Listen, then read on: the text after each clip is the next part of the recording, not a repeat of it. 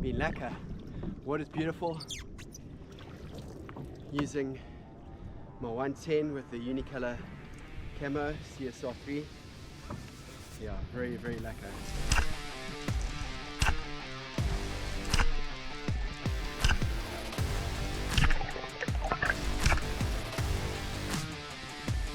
Welcome to another adventure on the Devilfish here on the north coast of South Africa. Join me with my good friends Warren and Mark at one of my favorite places on the planet to shoot fish, and one of the most spectacular clean water days, shooting Queen Mackerel. What made this day special, other than the water being exceptionally clean, is I got to use my new Unicolor Camo on the 110 CSR3. For all you guys that like a little bit of bling, it's got the Coatesmans in silver on the front of the barrel, which acts as a bit of a flasher. Don't know how well that works, but back in the day we used to put silver tape on the fronts of our guns for the Couta and the snook, and some guys really like it. It glows nicely. The grey camo is inspired by the grey tones of a dogtooth tuna, the Devilfish. This range is available from everything from a 90 up to a 130 in both the CSR3 and the CDR4 guns. We didn't find any Couta this day, but there were lots of snook. This first shot with a gun, I dive down, starts to swim away, and middle of fish, hardly puts up a fight. Super stoked. First shot with a gun, and it shot perfectly.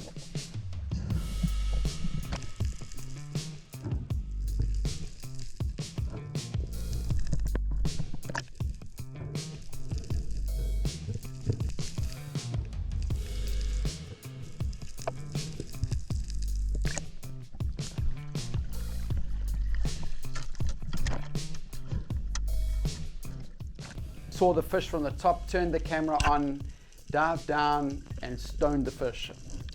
Man, this gun shoots so beautifully.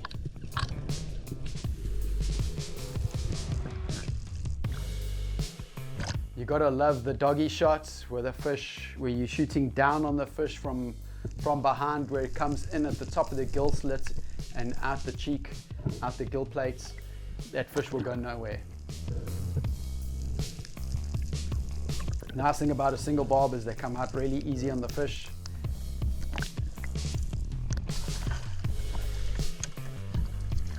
So the gun that I was using was one that we used for a photo shoot. I was so excited to use it, I forgot to change the shaft and landed up just using a single barb.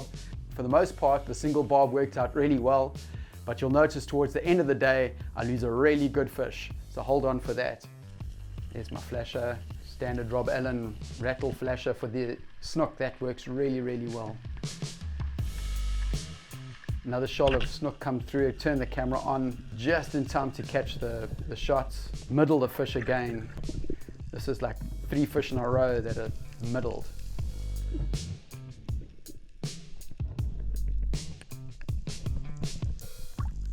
You can see here as I come to the surface, the boat's a little bit away from me. To save time, instead of swimming all the way to the boat and dropping off the fish on the boat, I just string the fish onto my flasher, load it up, and I'm back into the action as quick as possible. Big shoal of snook comes through. It's often hard to pick out the big fish when there's so many fish swimming around, and picking your moment to pull the trigger. Pick the moment perfectly. The fish gives me a perfect broadside, and the spear goes exactly where I want it to go. Water's beautifully clean, maybe 15-20 meter viz. This one had a little bit of wiggle on it, but I middled it. I think that's 4 in a row. Yeah, having a good time. Yeah, this gun is amazing. It really shoots well.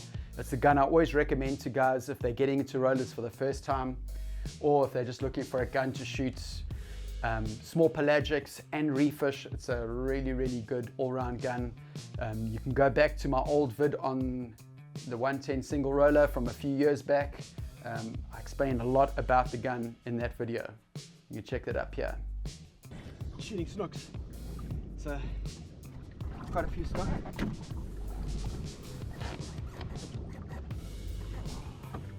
Yeah, loading them up.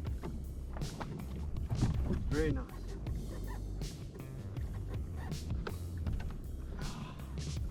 Good fish. It wasn't long before another snook swam onto the flasher. The fish was moving at a bit of a pace, so I had to give chase.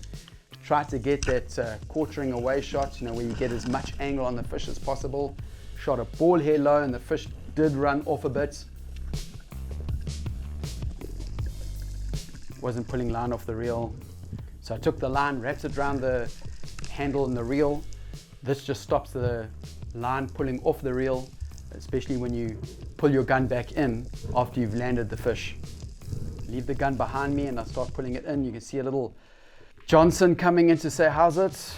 Looks like a medium-sized Zambie.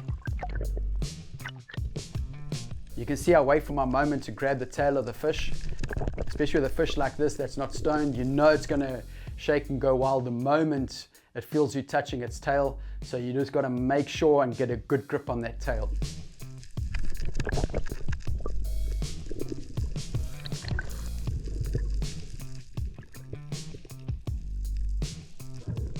Load that one up. You see a bunch of nice fish at the back of the boat. With all the commotion of shooting fish, this always attracts different predators. My next dive down on the reef, come across a juvenile brindle bass or Goliath grouper.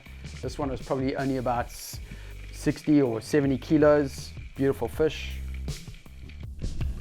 I just swam over to the boat and put the flasher on the boat when this tiny little Couta came swimming underneath the flasher. Got really close and just middled it.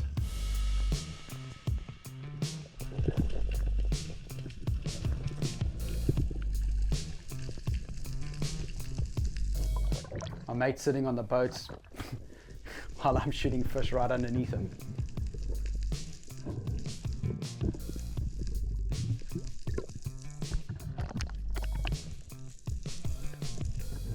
This is an epic fish because I use them on my flasher.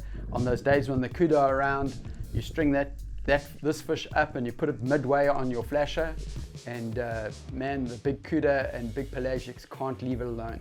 It's probably the best flasher you'll ever get. Like I said, you can just sit in the boat. No, that's fucking the best fish today. Seeing fish from below is always so nice, but they do represent a slightly more difficult shot. I try to come up to the same level as the fish and try and middle the fish between the anal and dorsal fin. This is a good safety shot and works 100% of the time. When I hit the surface, I saw my mate looking at me. He obviously heard the shot, so I just pointed down to indicate that there were fish underneath me.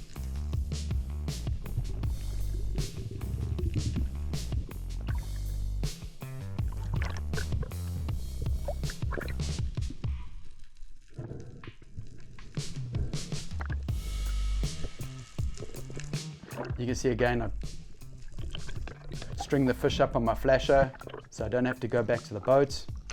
A lot of guys think that rollers are hard or slow to load. Nice thing about this specific single roller is that it is so quick and easy to load. Well, put it this way, I can load this gun as fast as any conventional gun. You're only loading it once. The line, rigging the line is pretty much the same, so they're super quick and easy to load.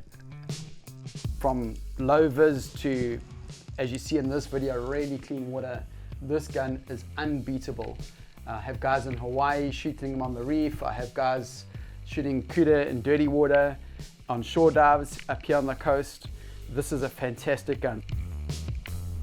Coming off the bottom on a dive, lined up perfectly on the fish and hit the fish exactly where I wanted it to go. The shaft went clean through the fish, but the fish turns, hits the surface and rolls over and the shaft comes straight out. If I had shot that fish with this double barb, I would not have lost it, and that is why these double barbs are essential when shooting things like snook, Couta and wahoo. Double barbs are unbeatable for those type of pelagic fish. In this clean water, the skittish snook aren't the easiest fish to shoot, but with my 110 laser, knocked this fish, good holding shots, almost immobilized it, and another good fish for the day.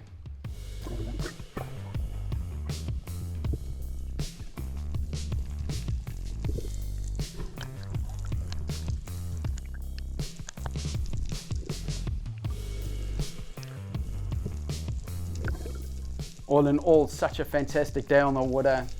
Clean water, lots of fish. Got to pull trigger a bunch of times and landed a whole bunch of really good fish.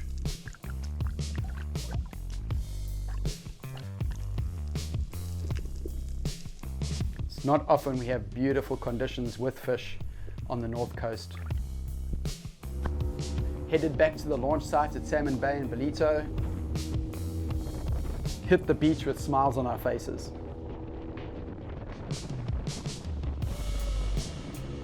Guys waiting on the beach with a hook just in case your beaching isn't good. It can have a big shore break sometimes.